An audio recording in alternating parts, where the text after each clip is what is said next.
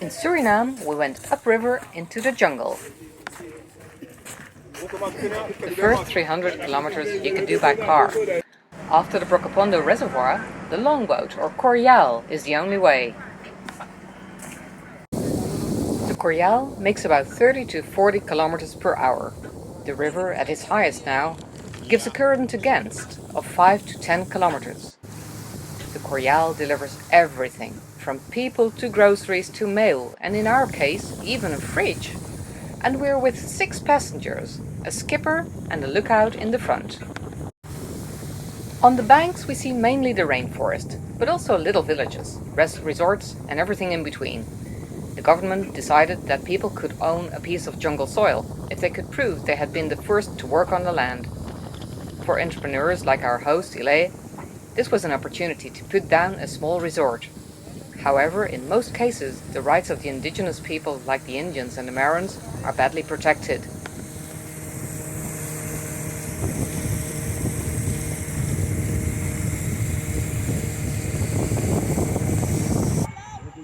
Sometimes we stop to take or deliver, like here at a typical Maroon village. The Maroons originally were the slaves who escaped from the plantations and managed to survive in the jungle because they were familiar with it in West Africa. The harbor is also the swimming pool, the toilet and the place where women come together to do their laundry and chat.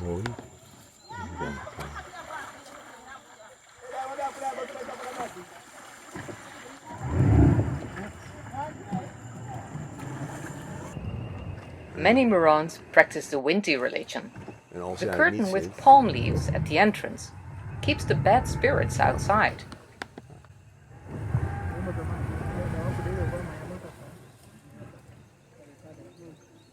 The water's been extremely high the past weeks. The concrete stairs of the harbour are flooded. They had to close down the schools in many villages. The rainfall is larger than in history, and this is an effect of climate change. The river will slowly wash the lower parts of the village away, trees will be taken and block the river, etc. The living will get harder and harder for the people who contributed the least to the causes of climate change. Further up the river, we hardly see any villages. The river gets wilder, and our lookout in the front has put on a typical Maroon cloth in his head. Wasn't that for good luck?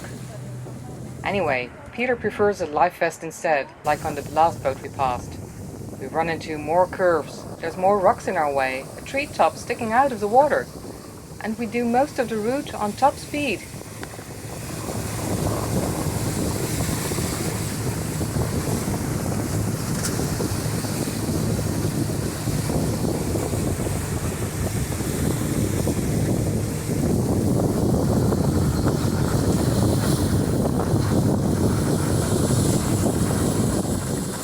Sometimes the current is that strong and wild that you need the speed to keep a controllable course. And if you rock the boat, the river takes it all.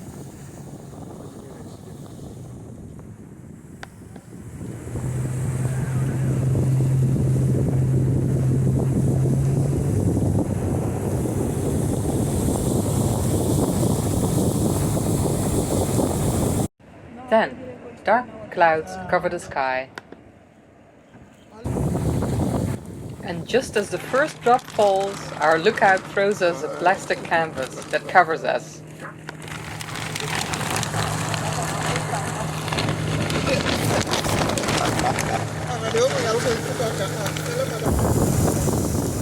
The outside we look like this. Inside, Peter just prays. Survived. The fridge was taken off, we got off, and the boat goes on to a last Maroon village.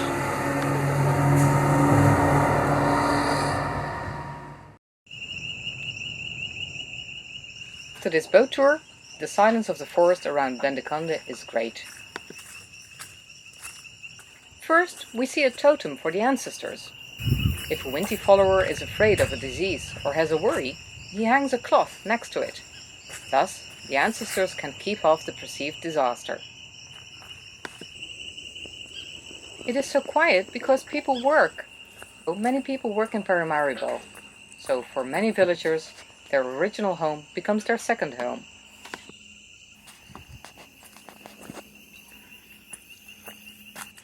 But also, some of them work on their kostrondje, or kitchen garden. These kostrondjes already existed during slavery.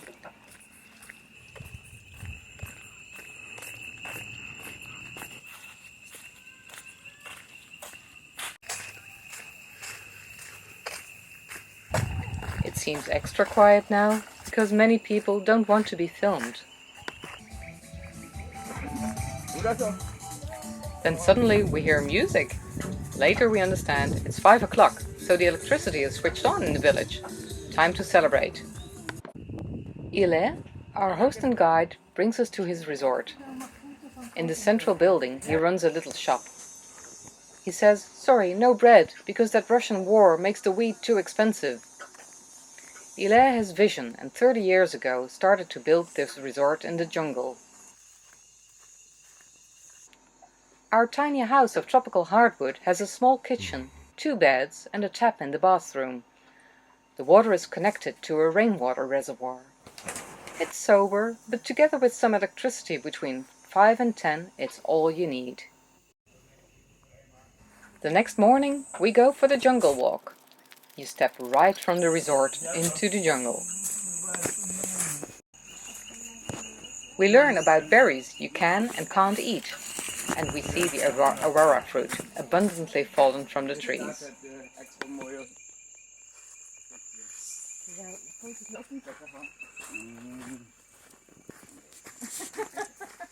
Guide Ile tells there is plenty for the village.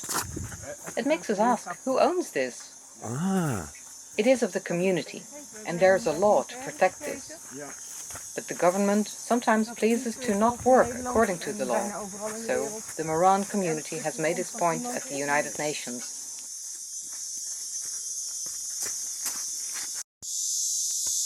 We learn about the lianas. They're connecting trees, so also the longest trees are well supported.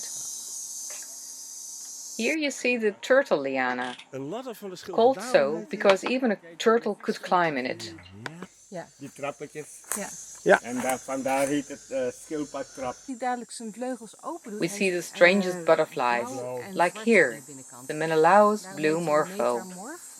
Zoiets, omdat hij een andere gedaante aanneemt. Voor de dakbedekking. We see the leaves the Maroons originally used for their roofs. Ile tells how they cut them, dry them, and then in about 1 day, with the help of neighbors and family, they renewed the roof of an average house. Eén dag werk. Het is eigenlijk een proces. Je moet de bladeren uit het bos halen. Ja, ja. En dan sjouwen. Tuurlijk, ja, dat is het. Drogen. En dan pas kan je mensen in het dorp om te komen helpen. Ja. Ja, ja. En dan kan het wel dan die dag op 1 dag. Oh. En terecht. For the first time in our lives, we see a cricket, and a big one. Ja.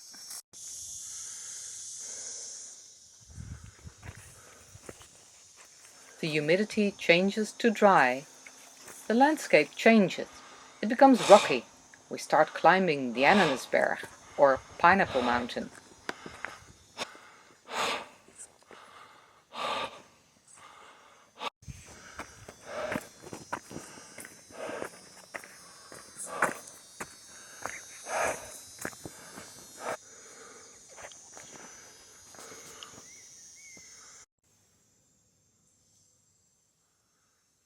Dus we kunnen bijna tot Brazilië kijken.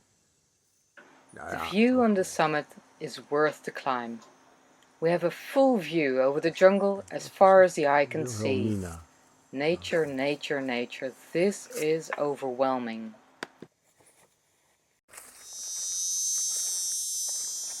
Also the noise of the cricket is overwhelming.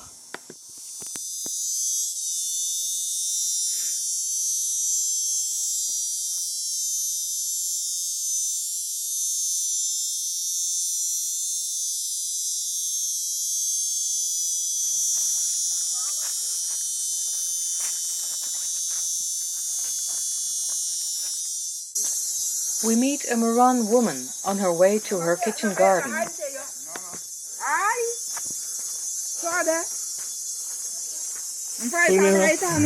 Goedemiddag.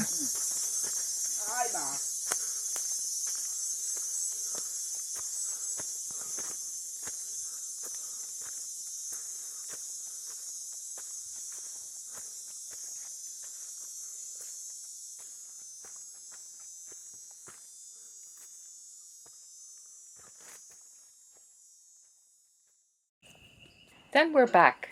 To give an illustration of the immense power of the jungle, you see here a coconut fallen from a tree. In just some months there's a sprout. This grows. The coconut rots. The root grows in the soil. And in some years you have a big tree.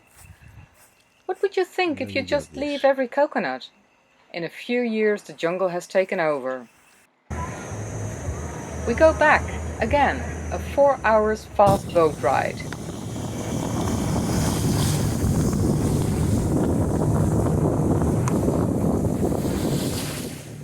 Now we go with the current, which is even more difficult for the skipper. Luckily, there are more people with Maroon cloths on their heads. The Winty must like that. We pick up more and more people. The boat can have 20 persons.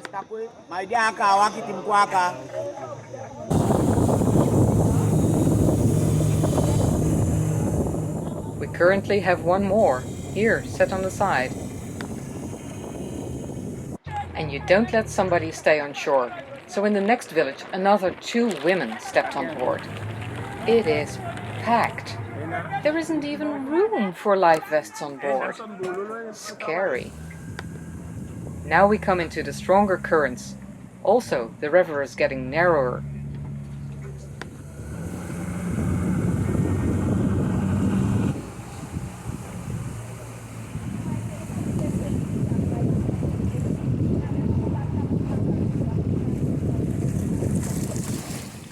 Every now and again, the boat takes some water.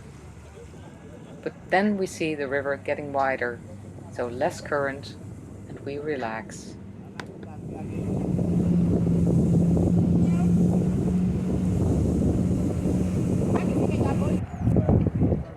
We enter the village where our car is. We like some adventure, but next time we will take a boat with life vests.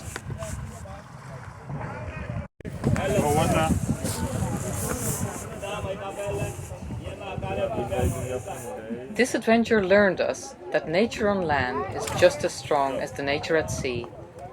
We humans are so tiny, we need our lifelines.